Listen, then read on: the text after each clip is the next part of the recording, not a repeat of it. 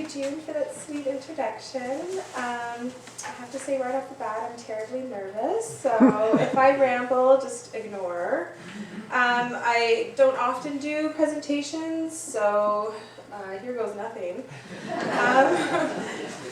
Okay, so like June mentioned, I work as an archaeologist.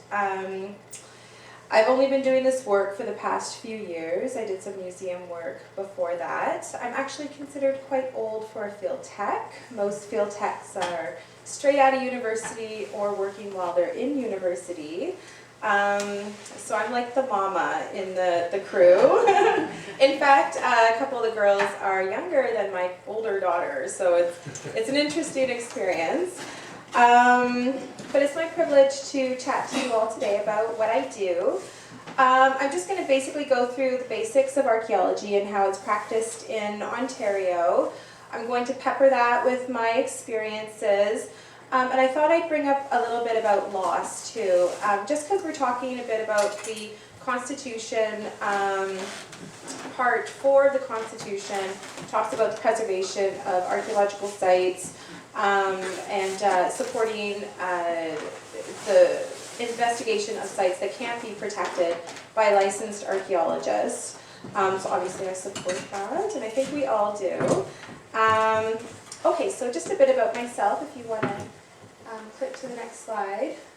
I have some cute family pictures. This is my sisters and myself at the King Township Museum back in the early 80s when it was known as the Kinghorn Museum. My parents worked a fair bit to help open the museum with the Historical Society. Those two ladies there, one of them is my older sister. She was, I think, voluntold to dress up in costume and help. But this is my influence for getting into heritage. My family, they're very big on history. You know, my parents always collected antiques and were involved on the community level. And we enjoy taking trips to, visit historical sites. If you want to click to the next slide. So this is not my picture. I totally stole this from the internet. My mother couldn't find pictures from our Egypt trip, but when I was younger, my parents took one of my sisters and I to Africa, and we visited Egypt. And that trip really really made an impression on me. I was so unaccustomed to seeing just large structures like that, and just to see like the intersection of the old with the new, and all these different time periods that were represented in these buildings. And one thing that stuck out to me was no matter where you are in Cairo, you see these pyramids and they're just colossal, and the closer you get, the bigger they get. So I was just blown away by that. I was only 10 when we took this trip, and I remember it so vividly.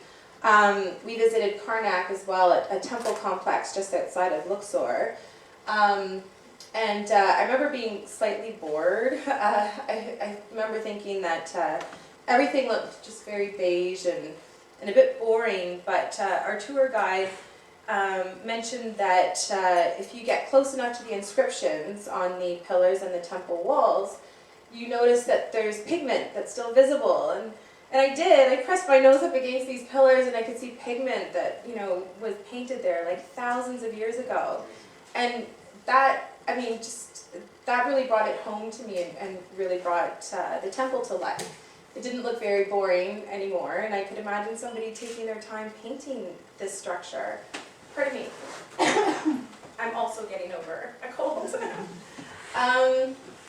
We also visited the museum there, and the docent took us through to this room that housed a lot of the jewelry. And he made some comment, oh, you're just in time for the jewelry sale. And I got so mad at him. I said, you can't sell this stuff, it belongs in the museum. Like, I was so upset at my mother, and he kind of laughed, and my mother very gently told me, no, Heather, it's okay, he's just kidding. I didn't really like him after that. But I mean, even at that young age, I was like, oh my God, no, you cannot lose this stuff. It's very important to preserve this heritage. If you want to click to the next slide. Okay, so my family was my influence, and that trip to Africa was my influence. But I think, like a lot of archaeologists, this guy was my influence too. And it's funny, I was reading online that apparently after Raiders of the Lost Ark came out, enrollment in archaeology programs went up. So, and you know, it's almost a prerequisite in archaeology to like him. Like anyone on the crew likes this guy. Did you want to click to the next one? But, this is a funny meme I found online, this is not the way to practice archaeology. Like, you know, he destroys every temple he enters. Like, dynamite is not a recommended archaeological methodology. So, I mean, my influences include, of course, popular culture. Love Agatha Christie, and we all know her husband was an archaeologist, and I love her stories that take place at archaeological digs, and that one book she wrote, Death Comes at the End, that takes place back in ancient Egypt. What a great book that was. So of course I had to go into archaeology and study that at university. I studied anthropology and did a focus on archaeology. Did you want to click to the next slide? But it's funny, because like my first day of class, my professor basically told everyone in the class not to go into archaeology. He said, don't do it, you'll make no money, you know, this isn't Hollywood. So it's funny, we all laugh about this, but it might be hard to see some of the pictures. But the top picture is like, you know, fabulous, like exotic location, and that's what your friends think you do. The second one is a tent, and everyone's kind of clustered around in pith helmets, and that's what your parents think you do. Your in-laws think you play in the dirt. What I think I do, Lara Croft, come on, she's like Indiana Jones, but only better. What I really do, and yeah, that was university, and what you will end up doing, we'll dig holes for food.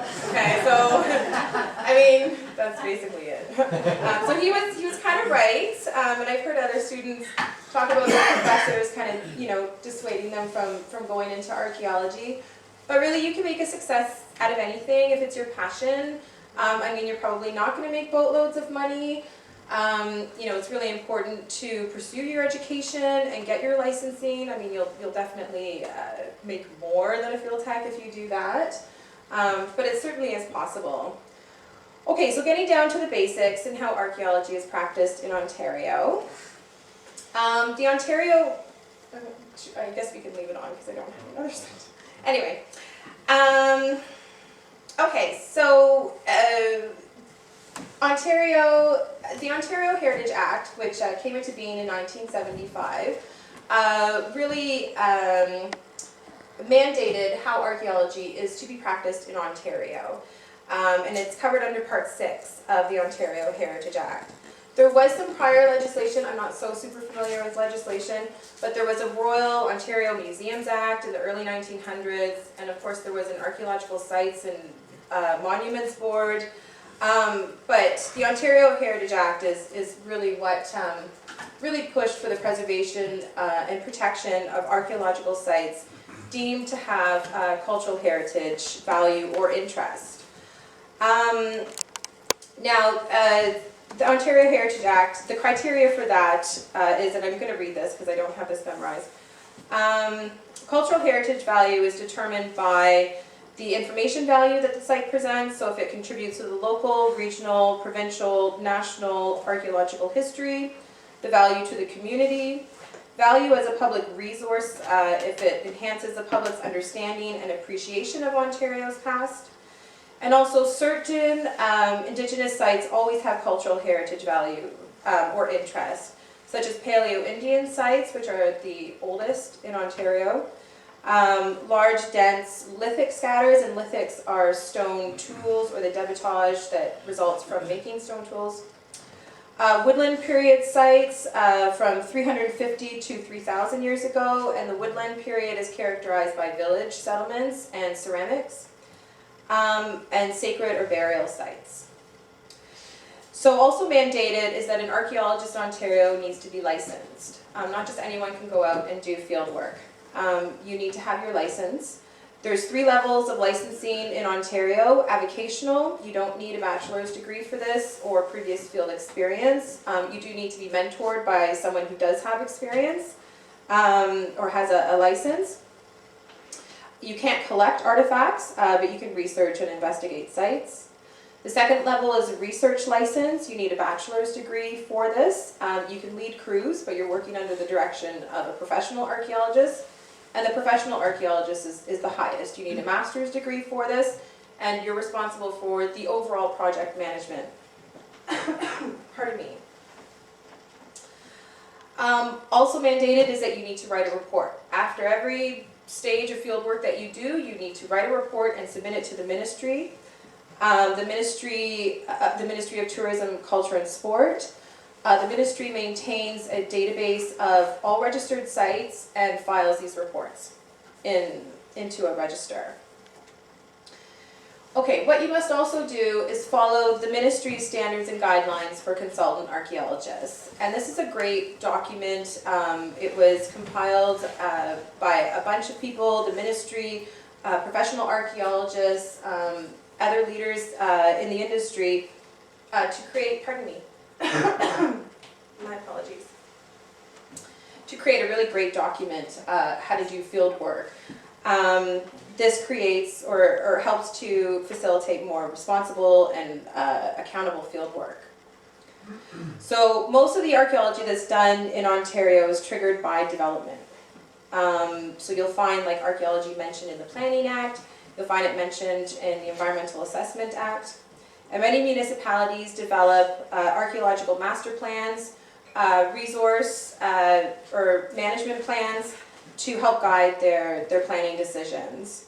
Okay, so I'm done with legislation. So now we're going to go through the stages. Okay, so stage one is a background study and property inspection. And the property inspection is optional. A lot of the stage one you can do from your desk. And archaeologists, at this point, what they're trying to do is determine archaeological potential. This is before any work has happened at the site that's of proposed development. So the ministry puts out several resources. They're really great. They have a checklist that you can use. Of course, you can use a master plan if there's one available. You're going to use aerial photos. You're going to use all kinds of historic documents. But with a stage one, what helps you determine archaeological potential are a few factors. So you're looking at proximity to other known sites. You're looking at proximity to transportation routes, like, ooh, it's right beside the Carrying Place Trail. Ooh, it has to be a site, right? Significant environmental features, if there's a waterfall or an outcropping, something that people may have flocked to in the past. Proximity to waterways, past or present, because of course people need to drink water, need to fish, need to use these resources. Indigenous knowledge, maybe these things are mentioned in oral histories. Historic features such as plaques or any designated buildings. Extraction sites, if it's a quarry or a fabulous Kettle Lake area where people do their fishing. And areas of a significant disturbance. So a lot of development happened in Ontario before the Heritage Act, obviously. A lot of fill was brought in or removed, or earth was moved around. So it's quite possible that underneath all that fill, there might be a site. So if there's significant disturbance, then it's best to do an assessment. And of course, burials and nearby cemeteries, because anytime human remains are involved, then it's an automatic assessment. So at the end of this stage, you submit your report to the ministry, of course, at the end of every stage. And if you said yes to any of these things, then you have to move on to a stage two. And I just want to mention, just briefly, it's important to do your due diligence in this stage and to do your research well. I don't know if you've heard about the Allendale station lands. So that was a significant loss, and it wasn't caught at the stage one level, and it should have been because there was prior research. Who's this gentleman? Andrew Hunter knew about this site in 1907, so it's not like it was unknown that this ossuary existed, and now this it's been impacted by this development. So that's a huge shame. Okay, so next slide, please. Okay, so at the stage 1 level, you've determined you have a site. Now time to move on to stage 2, property assessment. And this is what I've done the most of. I worked for the Toronto Region Conservation Authority for a few years, and a lot of the work, the archaeological work that we did there was stage 2s. We did a lot of trail assessments, obviously. It's the Conservation Authority, beautiful lands you want to walk through. And also they really push for conservation of sites. So we did do a couple stage 3s and 4s there, but typically if we did find something, we encouraged whoever was doing the work to move it elsewhere so that we could leave it intact, because that's the whole point. You don't really want to disturb these sites too much. So in a stage 2, you can do it either one of these ways, and there's other ways too. You can dig trenches, but I've never done that. I'm going to speak to this. The first picture is a pedestrian survey, so that's a systematic exploration of a field. What you want to do is plow it and allow it to weather. This is actually the best way to locate sites. The plow turns up the artifacts, you allow it to weather, it rains a little bit, they're really visible, they really pop out. In the standards and guidelines, it totally prescribes how you need to do this. Typically you stand 5 meters apart and your head doesn't move up. You're watching the ground and you do your passes over the field. When you locate artifacts, you flag them, you flag clusters. You make note of where your diagnostic artifacts are. Diagnostic artifacts are those that you can date. Of course, you're using your GPS, you're taking photos, you're fully documenting the field work. The other picture is a test pitting photo. This is another stage 2 strategy. So again, you're using screens and shovels. Again, you're spaced 5 meters apart, but this time you're using screens and shovels to dig. This is in an area, a grassy parkland where they obviously weren't allowed to plow, so they had to dig these test units. You want to make sure your test unit is 30 centimeters in diameter. You're digging down into subsoil, 5 centimeters into subsoil, and you're screening all of your dirt, you're bagging all of your artifacts. They're assigned to whatever test pit you're digging, and you're paying attention to changes in the soil to see if there's any features. Next slide, please. So test pitting is typically done in a wooded area. If you can plow, it's best to do a pedestrian survey, but test pitting is great for situations like this. And I mean, I love this job. This is the most of what I've done. You're in some beautiful settings, and you're walking around, you're breathing fresh air, you're seeing wildlife, and you're doing archaeology. Like, it's the best. Next one, please. These pictures are from my friends at the TRCA. This is a great one when we had to assess a new trail system in the Don. We had to cross a few rivers, so it was pretty exciting. The only thing was, I'm really surprised people wanted a trail there, because the place was full of mosquitoes, red ants, stinging nettle, poison ivy, dog strangling vine. I mean, you have to carry your screen and shovel with you. And we had to take waiters with us. So, and then you have your packs, and it's just so horrible. I mean, red ants are falling out of the trees, and you're tripping on the dog strangling vine. Like, it was just incredible. But we all look pretty happy. Like, it's still a pretty fun job. You just wear your sunscreen and your bug spray and you're good to go. But okay, so you've test pitted and you've discovered some artifacts.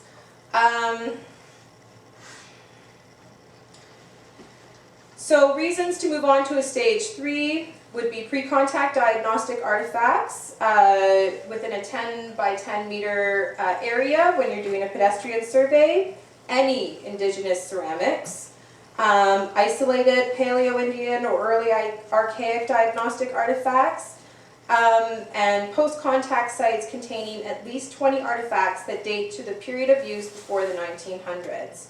And of course, any presence of human remains would move you to a stage 3. And next slide, please.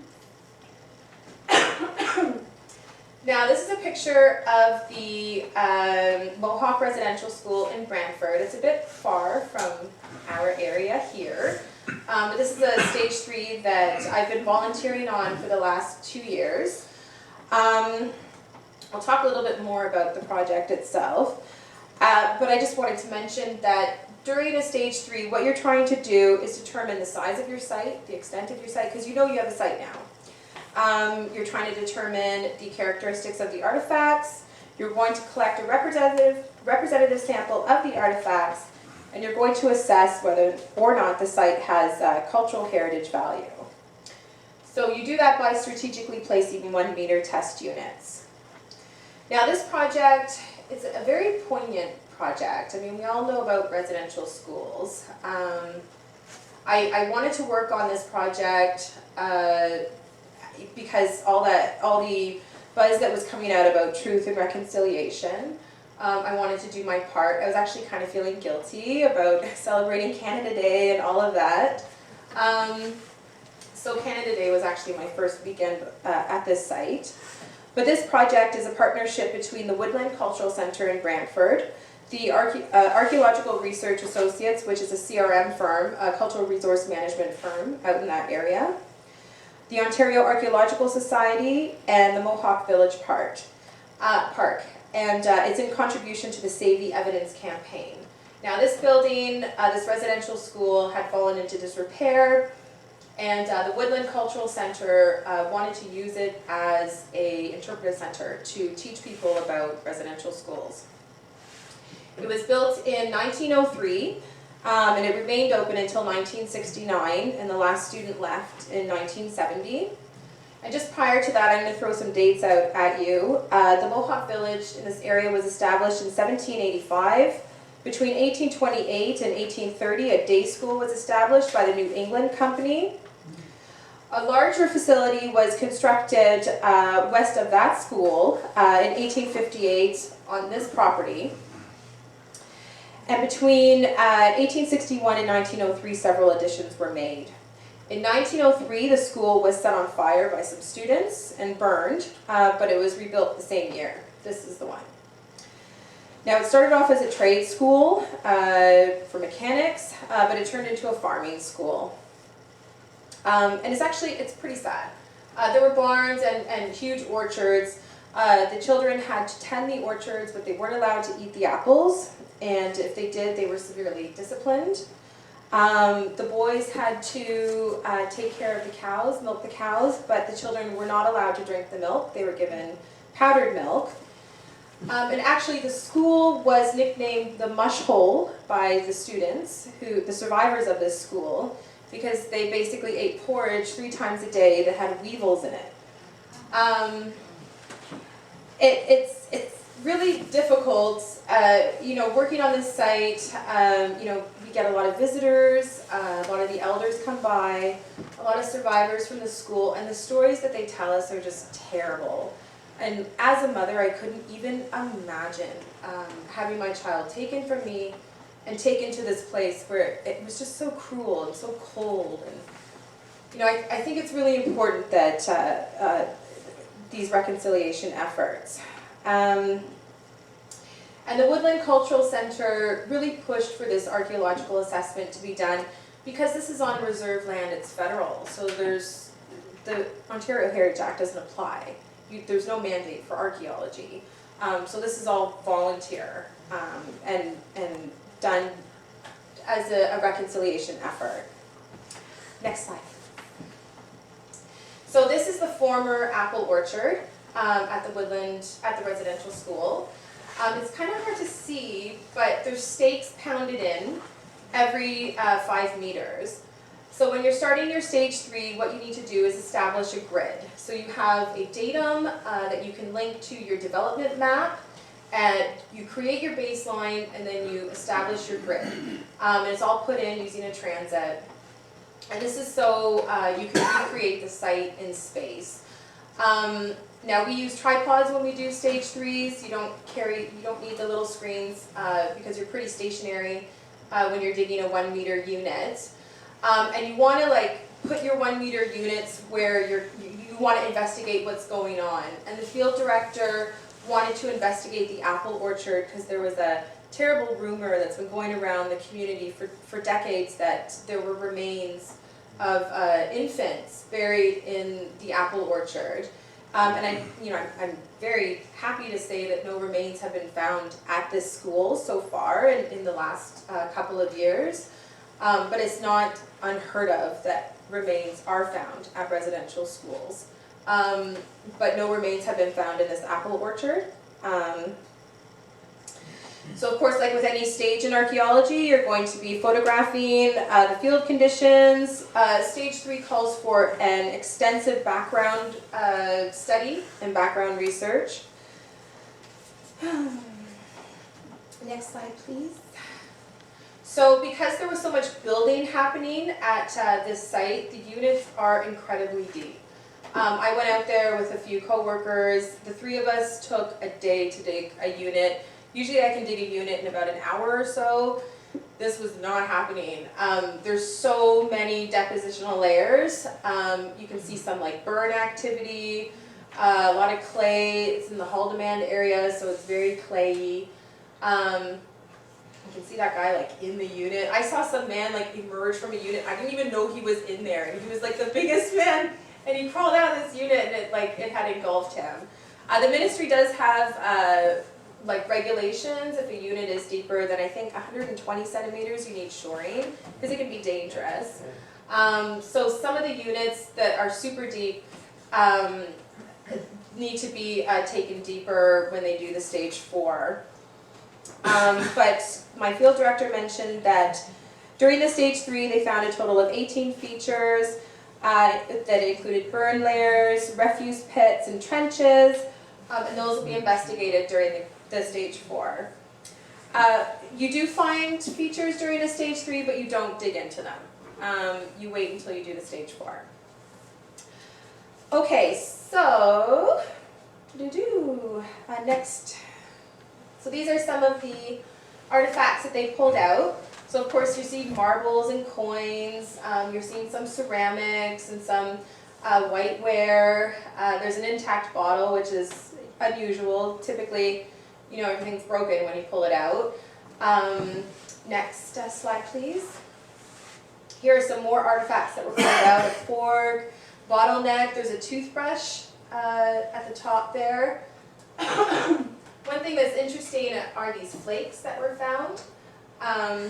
It really is multi-component. They were finding points, in the same layers as a lot of the ceramics and stuff. I mean, things have really been churned up when they built in that area. And possibly the point that they found had been brought in from somewhere else. There's been a lot of disturbance at this site. But usually, this is typical. You find a lot of buttons. There's some glass. So UMOs, we call them unidentified metal objects because we don't know. But those are some of the artifacts that we pulled out from the residential school. And this is fairly typical of what you find. The pretty objects that you see in a museum are very rare. Usually stuff is broken and rusty. Is that a key? Looks like it, yeah. Yeah. The toothbrush? Where's the Yeah, toothbrush? where's the toothbrush? Toothbrush?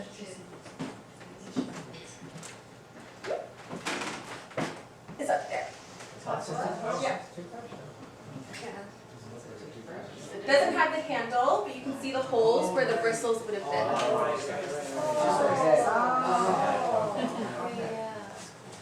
Heather, I have to ask a question. Yes. What about those 5 buttons? Is the button in the middle China? I'm not sure. It could be. They look, the 2 bottom ones look like bone. I don't know about the top, the very large one at This the top. looks like wood. Wood, I was gonna say wood, yeah. I mean, it could be. That's kind of iffy.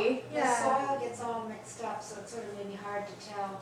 It is, and I don't do analysis, and I hesitate to say anything kind of definitive looking at a picture.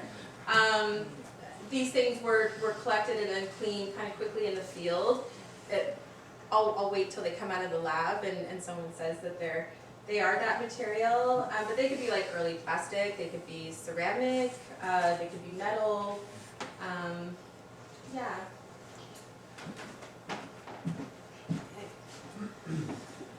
Okay, next slide, please, Dawn.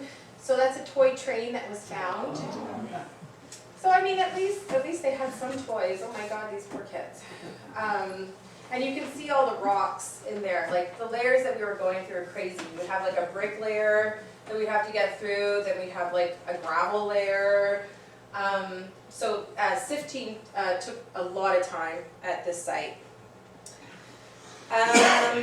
Next slide, please, Dawn. So this is a stage 4. And this is actually a site near Lake Wilcox, the Lost Brant site. Stage 4 is a full block excavation. That's when you do 1 meter units beside each other and you just clear an entire area. This is when avoidance of a site is not possible, when it will be impacted by development and you need to kind of salvage and rescue these items. So the point is to fully document the site and remove all of the artifacts for curation, and then you investigate the features that you found. The areas that you can avoid that aren't going to be impacted by development have a buffer placed around them, 20 meters for Indigenous village sites and 10 meters for all other sites, just in case the site extends beyond what you originally thought it did. So the Lost Brant site in Oak Ridges was possibly associated with a village site, a nearby village site, the Lake Wilcox site, that was disturbed by building activities. Richmond Hill was looking to decommission Old Bayview. They did try to find ways of getting around impacting this site, but unfortunately they couldn't, so the TRCA was brought in to excavate. So the portion that was to be impacted was fully excavated. The other portion, as I mentioned, has been protected for long term. Over 3,000 artifacts were found. And it's a really cool multi-component site. It represents different stages. And what's really super interesting is that the cultural layers are so visible. It's near Lake Wilcox, so as the water receded over time, the people, their activity moved closer to the water, obviously. So along the outer rim is the Paleo-Indian, we're finding the Paleo-Indian artifacts. In from there, the archaic, and then in from there, the woodland. So it's really interesting to see that. So I don't have, next slide, please. This is just an example of a feature. This is not any feature that I've excavated. I stole it from the internet. I didn't have a great picture of a feature, but I just wanted to show you what one looked like when you excavate it. So a feature, this is obviously some kind of burn activity. The red soil around it, that happens when there's high temperatures. Possibly it's a hearth, I don't know anything about this feature. But in a stage 4, you would document and map the feature on the surface from its plan view. Then you would bisect it and take 1/2 down in layers. And then once you've hit sterile soil and you have this profile, you would then map the profile, noting all the different soil types. And then you take this side down and taking soil samples from each layer to be analyzed. So, next slide, please. All right. So, yay, I'm at the end almost. Another site that I wanted to mention, I don't have any pictures unfortunately, it's the Seed Barker site in Vaughan, in close proximity to the Humber River and the Carrion Place Trail. I participated in the stage 4 of that site during my field school, and I just wanted to bring it up as another example of loss. The Seed Barker site was first excavated in 1895, and it was excavated again in the 1920s and the 1950s. So like people knew it was there and it was producing lots of artifacts, but when they built the 400 series highways, they quarried and obliterated, I think about 3.5 acres of that site. So the TRCA acquired the land a few decades ago and used it as a teaching site for their field schools. And the site is now closed and the remainder is protected. Another site that I wanted to mention that's an example of loss is Tiegon, and I'm not sure if I'm pronouncing this correctly. It's an Iroquoian village, again, beside the Humber Carrying Place Trail, but down at the mouth of the Humber in the Babby Point area of the city. This was a hugely significant site. Etienne Brulé passed through there in 1615. It was like, you know, your last stop on the fur trade. Over 5,000 people lived there, 50 longhouses. But when they built Babby Point subdivision in the early 1900s, they smoked it. So, yeah, and people knew it was there. There were excavations in the late 19th century. You know, there's countless, you know, historical documents that talk about this site. So, and actually recently as 2010, somebody was doing some renovations in their home and found human remains because there was a burial site near there. In the 1990s and early 2000s, they did some excavations, some archaeologists did some excavations in the area and found some burials and some artifacts. So, I mean, this is, you know, cultural resources are non-renewable. You know, and like David said earlier, once they're gone forever. So it's really important to protect these sites and protect the artifacts. And, you know, I really am all for avoidance, even though I'm an archaeologist and I love to dig. Don't dig. I mean, excavation is a destructive process in itself, right? And once you do your excavation, it's gone forever. That's why it's so important to fully document it, but really, like, as a last resort, you should be excavating. So that's it. Thank you so much for your time. I know it was a bit rambly, but thank you very much for sharing.